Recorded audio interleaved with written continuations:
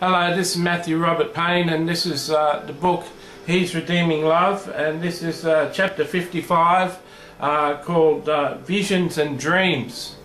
After I'd spoken to Jonathan Edwards, I was talking to Jesus, and Jesus asked me to ask him for something in prayer. And he said to me that, Matthew, you never ask me for things.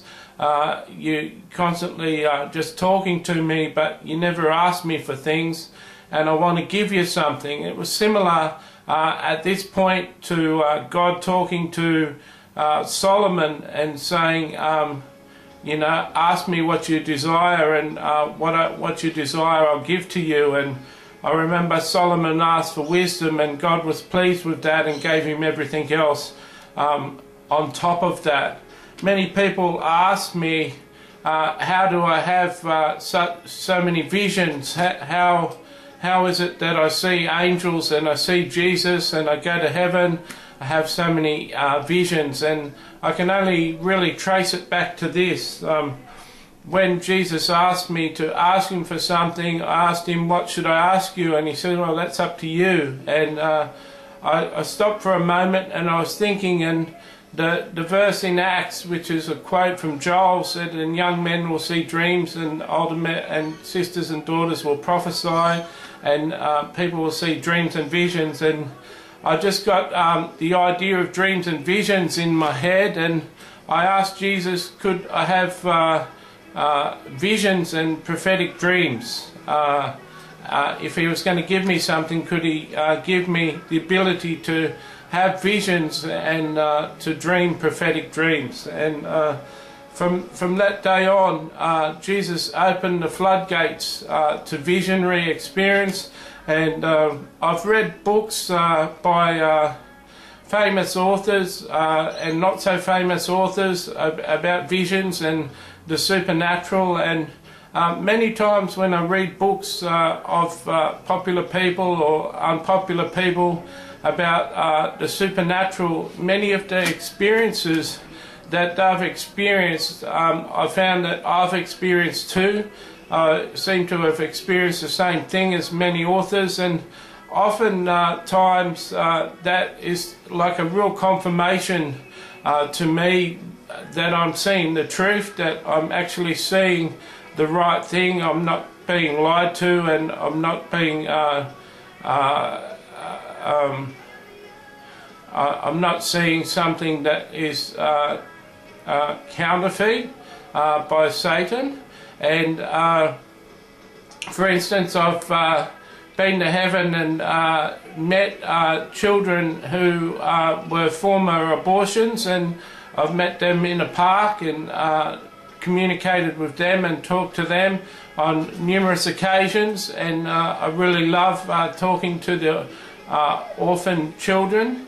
And a couple of other books that I've read have mentioned that there's different parks or different places where children reside in heaven. And one of the books mentioned that there was a place where abortions lived and played and resided. And it was a comfort to my heart to know that that they exist, that someone else has been there and seen that place, and I wasn't the only one who'd experienced that thing. So visions and dreams started to open up to me. I haven't got the gift of interpreting dreams. I haven't got the prophetic gift of interpreting dreams. So when I get a dream that I feel is prophetic in nature and is serving as a prophecy over my life, I'll pass that on to people that I know that do dream interpretation to interpret that dream. But I've had many visions. I say that I've seen Jesus 100 times simply for this mention of a figure. I'm trying not to say that I've seen Jesus too many times, just 100 times, but in fact I've seen him many times. A few weeks ago, I was about 6 weeks ago, I was walking out of my house, and I saw Jesus' cloak blowing in the wind, which I normally do when I see Jesus, and he said hello, and I said hello, and I said, I've been seeing you every second day now, you know, it's amazing. He says, I'm with you every day, and I just choose to manifest myself every second day. And I, in my heart, I asked for a scripture verse to confirm that that was true, and he said, lo, I am with you always. And it was special. I shared it with my pastor, Mitch, and he confirmed also that Jesus is always with us, and it can be taken quite literally that Jesus is always with us. It's really handy to have the ability to see visions, and to be able to meet Jesus face to face, to have him sitting on your couch smiling at you and waving at you as you're doing a video, for instance, right now. I'm of the belief that Jesus is can be at all places at once, just like God the Father, and so I believe that he can be down here on my couch in a vision, smiling and waving at me, and at the same time be seated in the throne in heaven, interacting with people in heaven or walking through heaven.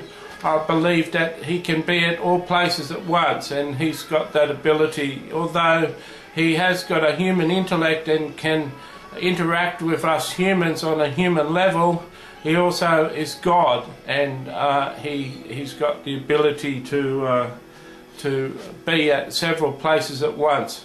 So we'll continue in the next video.